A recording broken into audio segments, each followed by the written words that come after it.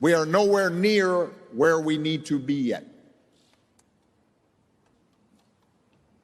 For starters, despite the progress that Paris represented, most countries have failed to meet the action plans that they set 6 years ago. And the consequences of not moving fast enough are becoming more apparent all the time. Last month, a study found that 85% of the global population has experienced weather events that were more severe because of climate change. But not only did we not hit all of the targets that were pledged in Paris, but remember, Paris was always supposed to be a beginning, not an endpoint, of our joint effort to control climate change. But then there's also runaway. There's also the feedbacks.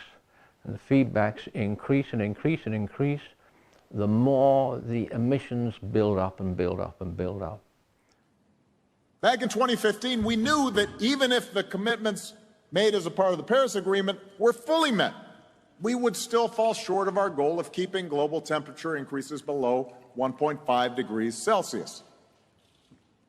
And that's why Paris was designed to be a framework for countries to constantly ratchet up their ambitions as they got more resources and as technology reduced the cost of transitioning to a clean energy economy.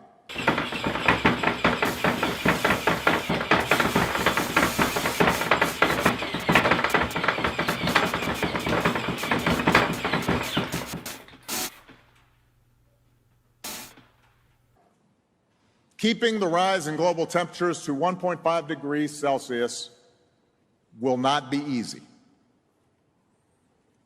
It is going to be hard.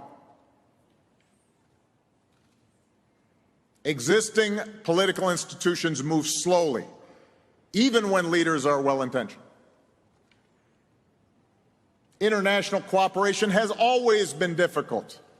It's made more difficult by all the misinformation and propaganda that can flood out through social media these days. Arby's, we have the meat. Business leaders, let's face it, are typically rewarded for boosting short-term profits, not addressing major social issues.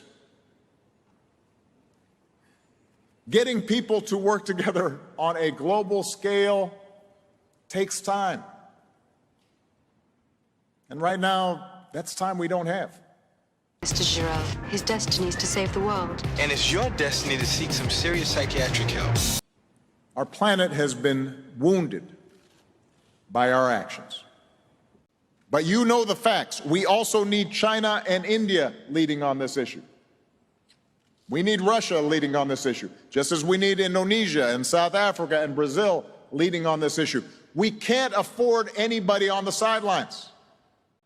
I have to confess, it was particularly discouraging to see the leaders of two of the world's largest emitters, China and Russia, decline to even attend the proceedings.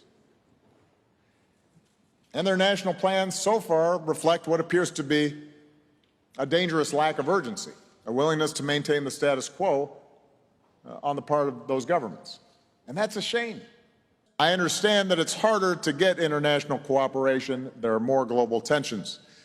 But there is one thing that should transcend our day-to-day politics and normal geopolitics, and that is climate change.